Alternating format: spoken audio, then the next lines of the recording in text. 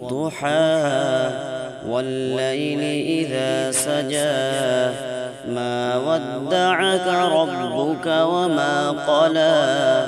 وللآخرة خير لك من الأولى ولسوف يعطيك ربك فترضى ألم يجدك يتيما فآوى ووجدك ضالا فهدى ووجدك عائلا فأغنى فأما اليتيم فلا تقهر